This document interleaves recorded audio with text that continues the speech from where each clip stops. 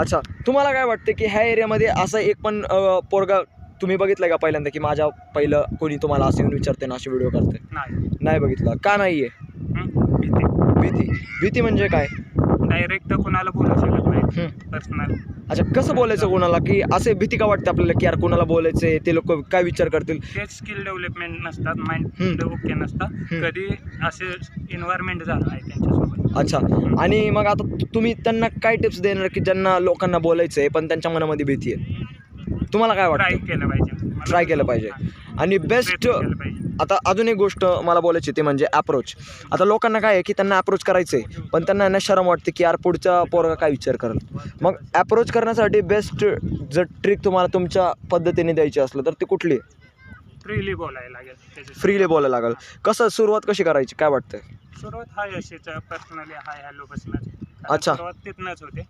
Freely एकदम बोलले तर एन्व्हायरमेंट होऊन जातं. अच्छा, मी तुम्हाला एक गोष्ट सांगतो, ती तुम्हाला किती रिलेव्हंट वाटते ते सांगा.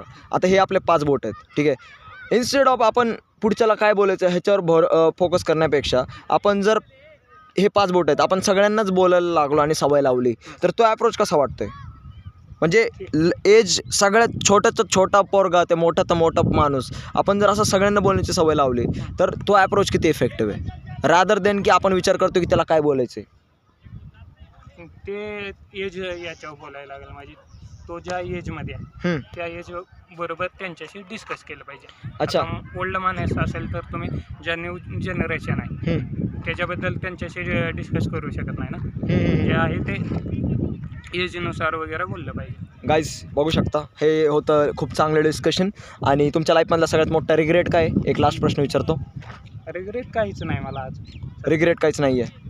ठीक आहे, चालतंय. धन्यवाद. आणि फ्युचरमध्ये तुम्हाला शुभेच्छा.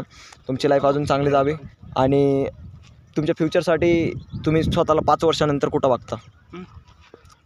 5 वर्षांत तसं जास्त मोठे जागेवर आहे. बघू ट्राय करायचं चालू आहे सध्या. तुमचा फायनान्शियल गोल काय आहे 5 वर्षानंतर?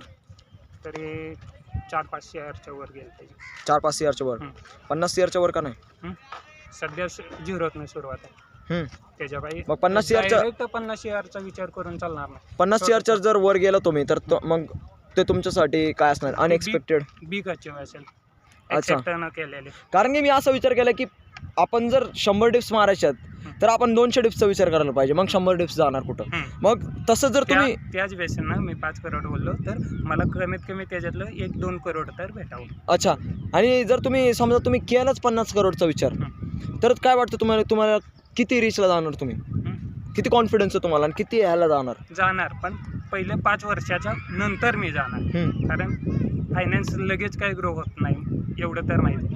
हळूहळूच ग्रो होणार आहे. तर त्या विचारानंच आपल्याला बघायला लागेल. विचारण्यासाठी तर खूप प्रश्न आहेत गाईस पण आज मला टाईम खूप कमी आहे आणि ह्यांना पण खूप टाईम कमी आहे. तर त्याच्यामुळं आता तुम्हाला एक लास्ट प्रश्न विचारतो. ब्लॉगिंग अशी जर तुम्ही केली पर्सनॅलिटी डेव्हलपमेंटसाठी तर काय वाटतं तुम्हाला? आजच्या काळात ब्लॉगिंगची डेफिनेशन काय तुमच्या हेडमध्ये? छानच आहे. पर्सनॅलिटी डेव्हलप करण्यासाठी जसं मी करतोय. कारण पहिले एक तर कम्युनिकेशन नेटवर्क बनत आहे, चांगलं स्ट्रॉंग होत आहे. स्वतःमध्ये काही चेंजेस कमी वगैरे असतील ते चेंज होतात. स्वतः बेटर लाईफ होते.